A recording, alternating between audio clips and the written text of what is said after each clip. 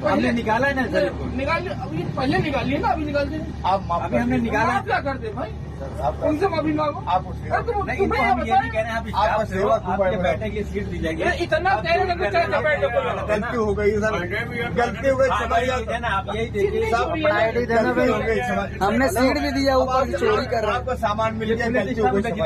जिस वर्दी को देखकर लोग सुरक्षा महसूस करते हैं, उसी वर्दी में एक पुलिसकर्मी हाथ जोड़कर माफी मांगता नजर आता है। वीडियो वायरल हुआ तो सवाल भी वायरल हो गए। अगर आम आदमी होता तो क्या होता? यह कहानी है एक वायरल वीडियो की, जिसने खाकी की साख को फिर कटघरे में खड़ा कर दिया है। मामला सामने आया है बरौनी से नई दिल्ली जा रही बरौनी एक्सप्रेस में। बताया जा रहा है कि ट्रेन के एसी कोच में सफर कर रहे यात्रियों को एक पुलिसकर्मी की हरकतों पर शक हुआ।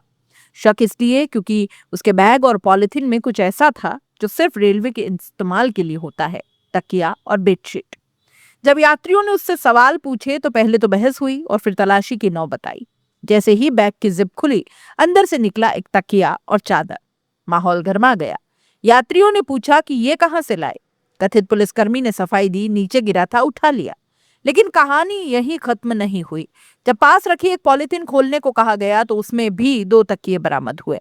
अब यात्रियों का गुस्सा भड़क उठा। वीडियो में साफ दिखाई देता है कि वर्दीधारी शख्स हाथ जोड़कर माफी मांग रहा है। उससे आईडी मांगी गई तो उसने कहा वो सीधे माघ मेले से ड्यूटी करके आ रहा है और आईडी साथ नहीं है। नेम प्लेट पर नाम बताया गया भानु प्रताप सिंह। यात्रियों ने रेलवे स्टाफ को बुलाया और कहा कि कानपुर पहुंचते ही इसे रेलवे पुलिस के हवाले किया जाए। वीडियो सोशल मीडिया पर आग की तरह फैल गया। लोग पूछ रहे हैं कि खाकी पहनकर चोरी करते हो? अगर यही गलती कोई आम आदमी कर लेता तो क्या उसे ऐसे छोड़ देते? एक यूजर ने लिखा कि उन्हें कितना भी मिल जाए कम ही लगता है। दूसरे ने कहा वर्दी में चोरी करते हुए शर्म नहीं आई। हालांकि अभी तक आधिकारिक जांच पूरी नहीं हुई है। यह भी संभव है कि किसी तरह की गलतफहमी हो गई हो, लेकिन वीडियो में जो कुछ दिख रहा है उसने लोगों का भरोसा जरूर हिला दिया है। अब सबसे अहम सवाल, अगर कोई ट्रेन से तकिया, चादर या कंबल ले जाता है तो कानून क्या कहता है? भारतीय रेलवे एक्ट के तहत ट्रेन की प्रॉपर्टी को बिना अनुमति बाहर ले जाना दंडनीय अपराध है।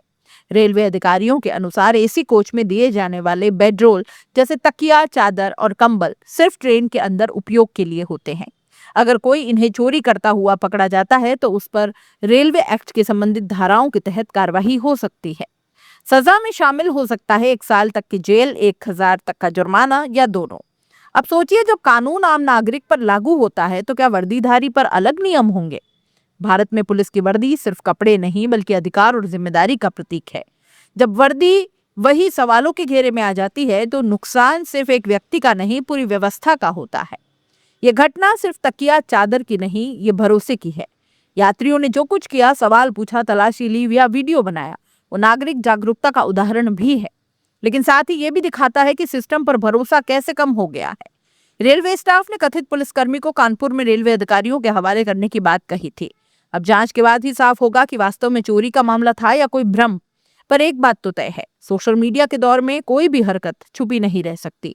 वर्दी में की गई छोटी सी गलती भी कैमरे में कैद होकर देश भर में चर्चा बन सकती है। क्या ये सिर्फ एक व्यक्ति की गलती है, या सिस्टम में अनुशासन की कमी, या फिर जल्दबाजी में बना एक वीडियो जिसमें पूरी सच्चाई सामने आना बाकी है? सच्चाई जो भी हो, इस घटना ने एक बार फिर याद दिलाया है, कानून सबके लिए बराबर है और वर्दी पहनना जिम्मेदारी है, विशेषाधिकार नहीं।